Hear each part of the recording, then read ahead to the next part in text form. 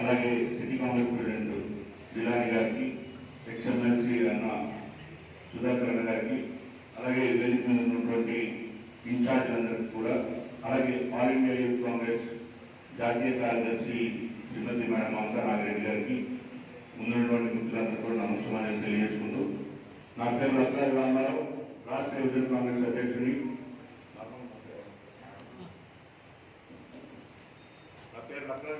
రాష్ట్ర యువజన కాంగ్రెస్ అధ్యక్షుడిని. ఈరోజు ఆంధ్రప్రదేశ్ యువజన కాంగ్రెస్ రాష్ట్ర పర్యటనలో భాగంగా కర్నూలు జిల్లాకి రావడం జరిగింది. ఈరోజు కర్నూలు జిల్లా కాంగ్రెస్ పార్టీ ఆఫీస్లో యొక్క యువజన కాంగ్రెస్ కార్యక్రమం గురించి మాట్లాడుకోవడం జరుగుతూ ఉంది. ముఖ్యంగా ఆల్ ఇండియా యూత్ కాంగ్రెస్ తీసుకున్నటువంటి 2 ప్రతిష్టాత్మకమైన కార్యక్రమాల్ని రాష్ట్రంలో ఉన్నటువంటి ప్రతి జిల్లా మండల స్థాయిలో తీసుకెళ్లాలనే ఉద్దేశంతో మీకు 2 కార్యక్రమాలు తీసుకున్నాం.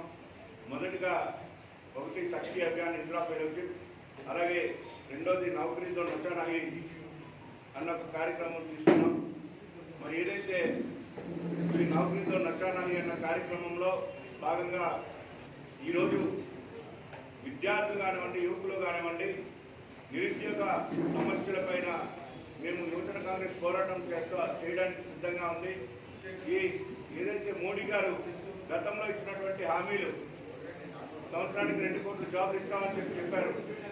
అలాగే కూటమి ప్రభుత్వం ఏదైతే లోకేష్ గారి యువగలంలో 20 లక్షల జాబులు ఇస్తామని చెప్పారు.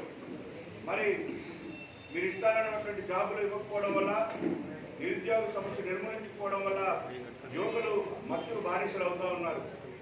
మరి మత్తుకు బానిస అవ్వకుండా ఉండాలంటే మీరు ఉద్యోగ కల్పన చేయాలని చెప్పేసి మేము డిమాండ్ చేస్తూ ఉన్నాం యువజన కాంగ్రెస్ తరఫు నుంచి. ఏదైతే మోడీ గారు గుజరాత్ రాష్ట్రాన్ని రోల్ మోడల్గా తీసుకొని ప్రధానమంత్రిగా అయ్యారో, మరి అటువంటి గుజరాత్ రోల్ మోడల్గా తీసుకున్నటువంటి రాష్ట్రం నుంచి ఆయన మిత్రుడైనటువంటి అదానీ పోర్టులో దాదాపు సుమారు 3000 కేజీలు మత్తు పదార్థాలు దొరకడం జరిగింది. మరి అదానీ గారికి ఏదైతే పోర్టులో దొరికాయో, మరి అదానీ గారికి పోర్టులు కానివ్వండి, ఎయిర్పోర్ట్లు కానివ్వండి, రోడ్లు కానివ్వండి, రైల్వేలు కానివ్వండి, మరి దేశ సంపదని మీరు దారాదత్తం చేస్తూ ఉన్నారు. ఈరోజు దేశంలో ఉన్నటువంటి 65% మంది యువకులకి భవిష్యత్తు అంధకారంలోకి వెళ్ళిపోతుందంటే మీరు తీసుకున్నటువంటి నిర్ణయాలు, ఉద్యోగ కల్పన లేకపోవడం వల్ల. మరి మోడీ గారిని ఒకటే రిక్వెస్ట్ చేస్తూ ఉన్నాం, మీరు అదానీ గారిని కాపాడడం మానేసి దేశంలో ఉన్నటువంటి ప్రజల కోసం ఆలోచిస్తే బాగుంటుందని చెప్పి తెలియజేసుకుంటున్నాం. మరి మోడీ గారు దేశ పర్యటనకు వెళ్తే, విదేశ పర్యటనకు వెళ్తే మరి అదానీ గారికి లక్షల కోట్ల ప్రాజెక్టులు వస్తాయి. అలాగే మోడీ గారు ఏదైతే మొన్న రీసెంట్గా ఇండియన్ వర్క్ ఇచ్చినటువంటి రిపోర్ట్లో ఆ రోజు సెబీ స్టాక్ మార్కెట్ ఎక్స్చేంజ్లో అవకతవకలు జరిగాయని చెప్పేసి మా నాయకుడు రాహుల్ గాంధీ గారు పార్లమెంట్లో లేవనెత్తారు.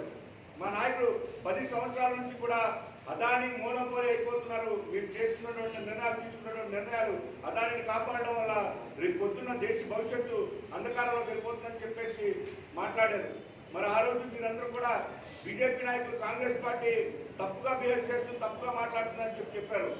మరి నిన్న యునైటెడ్ స్టేట్స్ ఆఫ్ అమెరికాలోని ఏదైతే దర్యాప్తు సంస్థ ఇచ్చినటువంటి రిపోర్టు ప్రకారం 2000 కోట్ల రూపాయలు ముడుపులు ఉంటాయని చెప్పేసి లంచాలు అదానీ సోలార్ పవర్ ఎనర్జీలో అవకతవకలు జరిగాయని చెప్పేసి చెప్పారు. మరి అదానీ గారికి ఏదైతే ఈ ఆస్తులు ఉన్నాయో, ఈ సంస్థలో ఏదైతే మోడీ గారికి ఉన్నటువంటి మరి గవర్నమెంట్లో ఉన్నటువంటి సిబిఐ కానివ్వండి, ఈడీ కానివ్వండి, వీటన్నింటిలో దర్యాప్తు చేయించండి. అదానీ గారు చేస్తున్నటువంటి అన్యాయాన్ని అరికట్టే విధంగా ఏదైతే ఆర్థిక నేరస్తుడు ఆయన, మరి ఆయన మీద చర్యలు తీసుకోవాలని చెప్పేసి డిమాండ్ చేస్తూ ఉన్నాం. అదేవిధంగా 2021లో జగన్మోహన్ రెడ్డి గారి ప్రభుత్వంలో అదానీ సోలార్ పవర్ ఎనర్జీ సంబంధించి దాదాపు 1750 కోట్ల రూపాయలు లంచాల ముడుపులు ఉంటాయని చెప్పేసి క్లియర్గా అక్కడ ఇండికేషన్ ఉంది. మరి అదానీ గారిని అరెస్ట్ చేయాలి, అలాగే జగన్మోహన్ రెడ్డి గారిని అరెస్ట్ చేయాలి. ఇటువంటి తరుణంలో మత్తు పదార్థాలు ఈ అదానీ కోర్టుల ద్వారా విచ్చలవిడిగా దేశంలో వస్తున్నాయి. మరి మొన్నటి విశాఖపట్నం జిల్లాలో ఎలక్షన్స్ ముందు కూటమి ప్రభుత్వం ఏదైతే ఉన్నదో జగన్మోహన్ రెడ్డి గారు అని చెప్పారు. అలాగే జగన్మోహన్ రెడ్డి గారు పురంధేశ్వరి గారు అని చెప్పారు. మరి ఆ కంటైనర్ ఏమైపోయింది? విశాఖపట్నం వచ్చినటువంటి పెద్ద కంటైనర్ మత్తు పదార్థాలతో మరి ఈరోజు దర్యాప్తు లేదు, ఎటువంటి చర్యలు లేవు. అలాగే గంగారం పోర్టు నుంచి నిన్న కాకినాడ పోర్టులో పవన్ కళ్యాణ్ గారు పీడీఎస్ బియ్యం పట్టుకోవడం జరిగింది. మరి ఆ పీడీఎస్ బియ్యం ఆల్రెడీ సీజ్ చేశారని చెప్పారు. మరి నాదెండ్ల మనోహర్ గారు అనవంటే ఈ ప్రభుత్వం అనవండి మరి ఏం చేస్తాం, సీజ్ చేసిన బియ్యం మళ్ళీ ఎలా కోర్టులోకి వచ్చాయి. మరి నాదెండ్ల మనోహర్ గారు రాజీనామా చేయాలి. మరి ఈ పోర్టు ద్వారా సుమారు గంగారం పోర్టులో 2,38,000 టన్నులు మెట్రిక్ టన్నులు దాదాపు 3 సంవత్సరాల నుంచి పీడీఎస్ బియ్యం ఎగుమతి అవుతుంది ఇతర దేశాలకి. Visakhapatnam port, Gangavaram port, Kakinada port, Krishnapatnam port, ఈ పోర్టులో 2 పోర్టులు అదానివే. అంటే అదాని అక్రమ రవాణా చేస్తూ ఉన్నారు. ఇక్కడి నుంచి బియ్యం పంపిస్తారు, అక్కడి నుంచి మత్స్య పదార్థాలు రప్పిస్తారు. మీరు అదానిని అరికట్టాలి.